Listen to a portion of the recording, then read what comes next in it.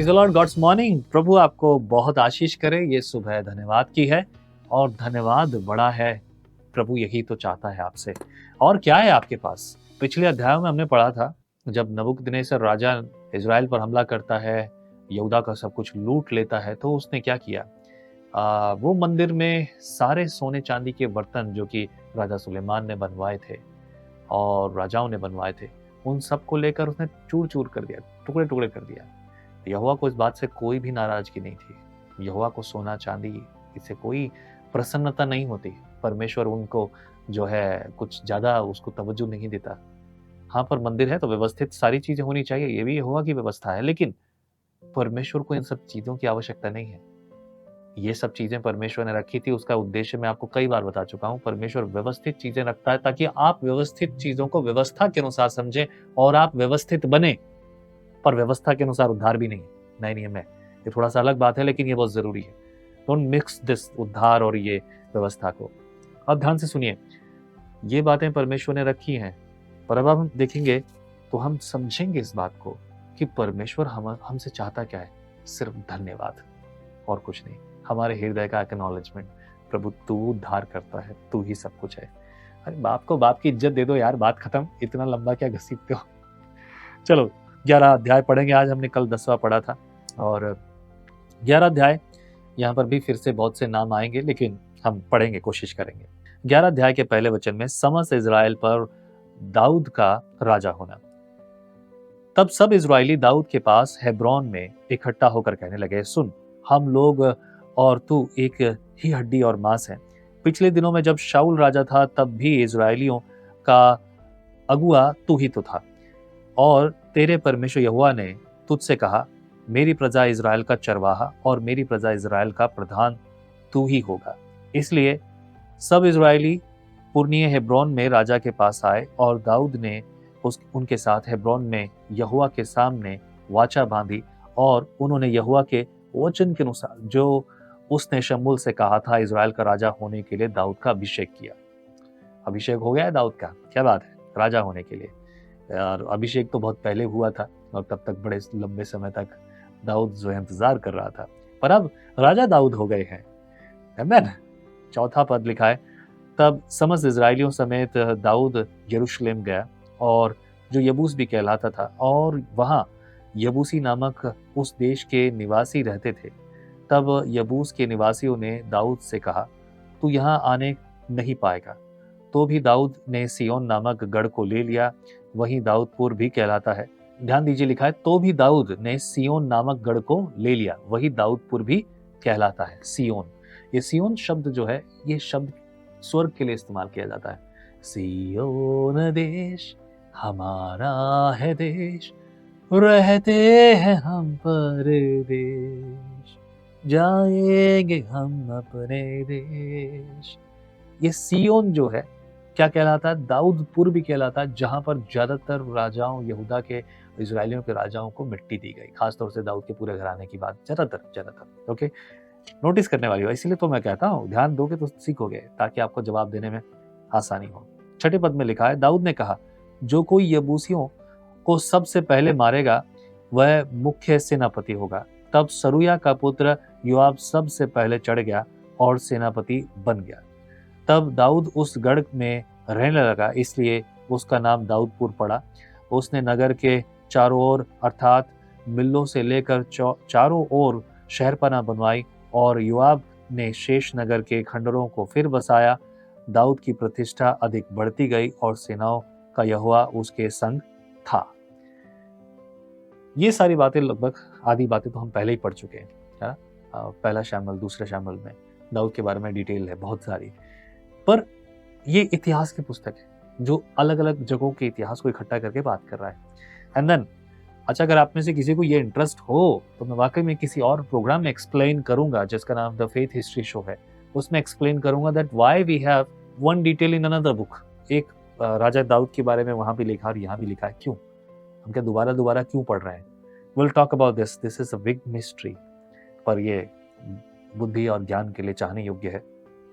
10 पद में, यहोवा ने इज़राइल के विषय जो वचन कहा था, उसके अनुसार दाऊद के जिन शूरवीरों ने समस्त इज़राइलियों समेत उसके राज्य में उसके पक्ष में होकर उसे राजा बनाने को जोर दिया, जिसमें से मुख्य पुरुष ये हैं, अर्थात दाऊद के शूरवीरों के नामावली यह है, अर्थात एक हकमोनी का पुत्र योशुबाम जो 30 में मुख्य था, तो उसने 300 पुरुषों पर भाला चलाकर उन्हें एक ही समय में मार डाला। मतलब एक व्यक्ति इतना सामर्थी कि उसने 300 लोगों को जो है भाला चलाकर एक ही समय में, एक ही दिन में उसने मार डाला। उसके बाद अदोही दीदो का पुत्र एलियाजर जो तीनों महान वीरों में से एक था, वह पस दम्मीम में जहाँ जौ का खेत था दाऊद के संग रहा, जहाँ पलिश्ती वहाँ युद्ध करने को इकट्ठे हुआ थे और लोग पलिश्तियों के सामने से भाग गए। तब उन्होंने उस खेत के बीच में खड़े होकर उसकी रक्षा की और पलिश्तियों को मारा, और यहोवा ने उनका बड़ा उद्धार किया। यहोवा की सामर्थ ऐसी थी दाऊद के साथ, जहां जाता वहीं पर वो विजय प्राप्त करता। वैसे दाऊद लंबा चौड़ा तो था नहीं, but he become great warrior with the help of the Lord. शुरुआत से ही पहले ही युद्ध जो उसने मनुष्यों के साथ लड़ा, यानी कि पहला युद्ध पता है आपको? वैसे तो जंगल में लड़ता रहा वो शेर से, भालू से, चीता से, गधा, बिल्ली, कुत्ता, सॉरी छोटे मोटे नहीं पर बड़े बड़े से भी, और वो हमेशा जीता क्योंकि वो अपनी भेड़ों की रखवाली करता था। पर ध्यान दीजिए, उसने पहला युद्ध लड़ा था किससे? एक ऐसे बलशाली से जो सेना के बराबर था, जो पूरी सेना को हराने के लिए बोले कि अगर इसको हरा दिया तो हम सारे हार गए। पलिश्तियों की ओर से आया था कौन? कमेंट में लिख के भेजो, आपको पता होगा। 15 पद। 30 मुख्य पुरुषों में से 3 दाऊद के पास चट्टान को अर्थात अद्दुल्म नामक गुफा में गए, और पलिश्तियों की छावनी रपाईम नामक तराई में पड़ी हुई थी।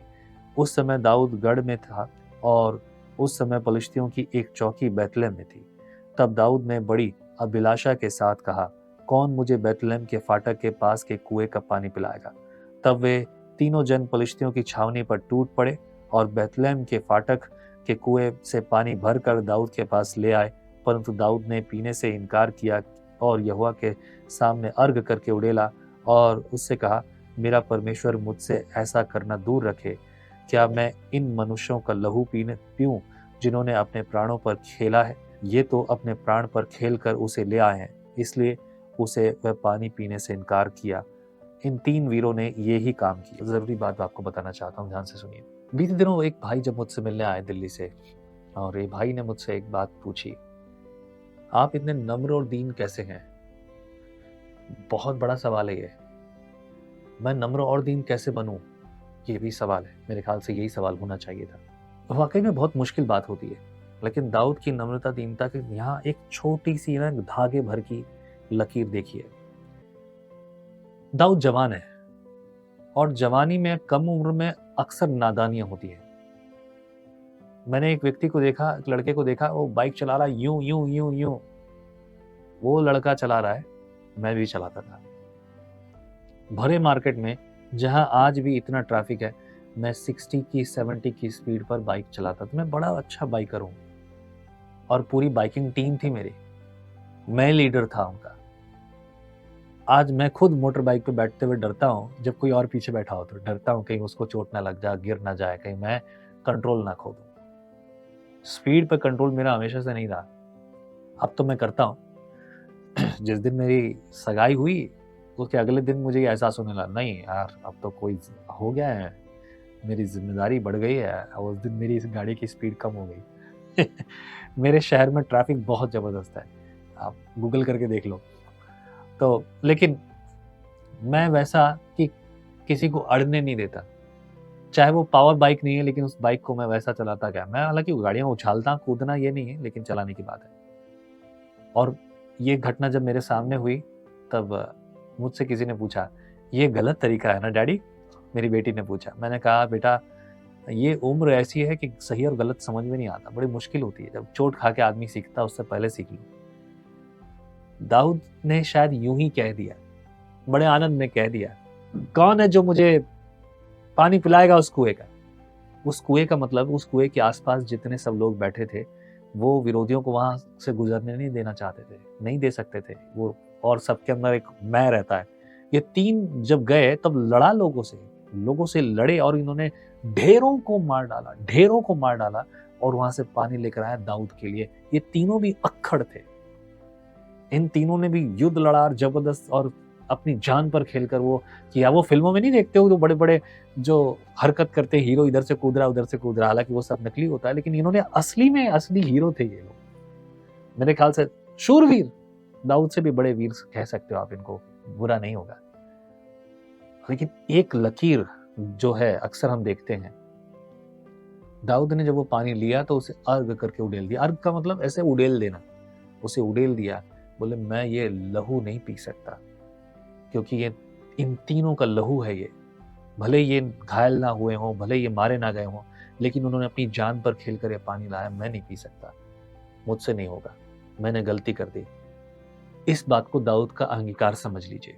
यही चीज अगर छोटी छोटी आप और हम रख लेते हैं ना, समझ लेते हैं, अपने जीवन में रख लेते हैं, तब हम ये समझ पाते हैं कि हम किस रीति से और कैसे रिस्पॉन्स करें परिस्थितियों का।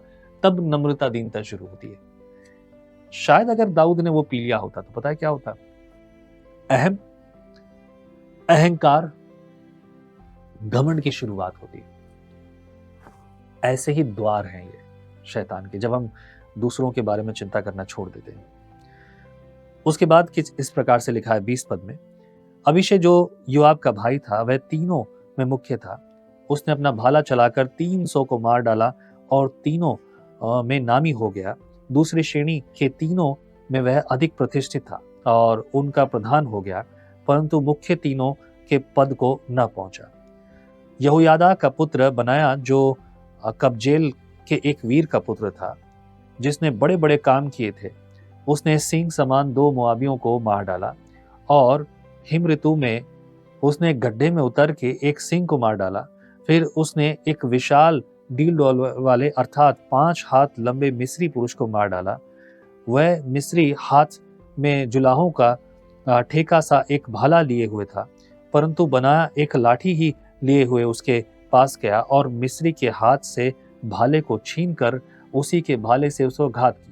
ऐसे ऐसे काम करके योयादा का पुत्र बनाया उन तीनों वीरों में नामी हो गया। वह तो 300 से अधिक प्रतिष्ठित था, परंतु मुख्य तीनों के पद को न पहुंचा। उनको दाऊद ने अपने अंगरक्षकों का प्रधान नियुक्त किया। फिर दलों के वीर ये हैं, अर्थात योआब का भाई असाहेल, और इस तरीके से बहुत सारे नाम लिखे हैं। 47 पद तक बहुत सारे लोगों के नाम यहाँ पर लिखे हैं। दाऊद ने जिस को मारा था गोफन से, वो बहुत बड़ा था, जिसका नाम आपको डिस्क्रिप्शन में लिखना है, ओके। लेकिन यहाँ पर और भी लोग हैं जिन्होंने और भी अधिक सामर्थ्य के काम किए थे, जिनके बारे में ना तो हमने गीत गाए और ना उनके बारे में प्रचार किया और ना उनके बारे में बात की, परंतु दाऊद एक मुख्य पुरुष है, इसलिए दाऊद के बारे में ज्यादा प्रचार होता है। इसलिए बाइबल में गहरी बातें बहुत सारी हैं। मैं नहीं कह रहा हूँ ये रहस्य है, ये सब साफ लिखा है, कोई नई कहानी नहीं सुना रहा हूँ मैं आपको, ये कोई रहस्य नहीं है। कई सारे लोग हर बात को रहस्य करके बोलते हैं, मेरे ख्याल से ये उचित नहीं है और ये चीजें किसी और जगह पर ले जाएंगे। पता है, इस बात को इस तरह से समझिए, गलत शिक्षाएं बिल्कुल ठीक ऐसे शुरू होती है, बिल्कुल छोटी सी बात से शुरू होती है। और छोटी सी चीज, मान लीजिए अगर आप किसी एक दिशा में जा रहे हो, है ना, मान लीजिए 100 फीट का, अगर आप जयपुर से दिल्ली का एक अंदाजा लगाइए, जयपुर से दिल्ली जाने के लिए प्लेन जब चलता है तो प्लेन क्या करता है, प्लेन निशाने पर चलता है, रडार पर चलता है, और रडार अगर 1 डिग्री लेफ्ट या राइट हो जाए तो ये प्लेन दिल्ली पहुंचने के बजाय किसी और जगह पहुंच जाएगा। सो इसीलिए तीर जो है, बल्कि शुरुआत छोटे से होती है, और सही निशाने पर जाने के लिए, सही तरीके से जाने के लिए सही तरीके से शुरुआत करना जरूरी है। सो आइए प्रभु की स्तुति कीजिए, दिल और आत्मा और सच्चाई से कीजिए, क्योंकि प्रभु आपसे और आपके जीवन से यही चाहता है मेरे प्रियो। ये भाग यहाँ समाप्त होता है। 12 अध्याय हम कल पढ़ेंगे। प्रभु आपको प्रेरित करे, संगति करो, आगे बढ़ो, प्रभु की स्तुति करो। Amen. Let's pray together. Father lord, thank you for mercy and greatness and loving kindness for this beautiful day. अपने लोगों को तू आशीषित कर, फलवंत कर, बलवंत कर, इनके जीवन में भलाई के मार्ग खोल दे प्रभु, ताकि हम सच को जाने और प्रभु अपने जीवन में होने वाली इन घटनाओं को सही रीति से देखें और भरमाए ना जाएं, शरीर की नहीं परंतु आत्मा की इच्छा के अनुसार चलें, जो प्रभु स्वर्ग की ओर हमें प्रेरित करें। धन्यवाद जो तूने प्रार्थना सुनी। सुनने वाले भाई बहन को, इनके परिवार को, इनके बच्चों को, इनकी रोज की जिंदगी को मैं तेरे हाथों में देता हूँ, ताकि प्रभु इस सामर्थ्य के साथ आगे बढ़ते जाएं। ज्योति के समान, नमक के समान इस्तेमाल कर प्रभु। प्रार्थना को सुनने वाले प्रभु यहोवा, मैं यीशु के नाम से मांग लेता हूँ तुझसे, आमीन। प्रभु आपके लिए अद्भुत कार्य को करे। जय मसीह। How do you start your day? आप अपने दिन की शुरुआत कैसे करते हैं? आओ एक ऐसे दिन की शुरुआत करें जो परमेश्वर के साथ होता है। विजनरी टीवी पर। परमेश्वर का वचन जीवन देने वाली रोटी है। आओ हम इस जीवन देने वाली रोटी का और मजा लें। विजनरी टीवी पर।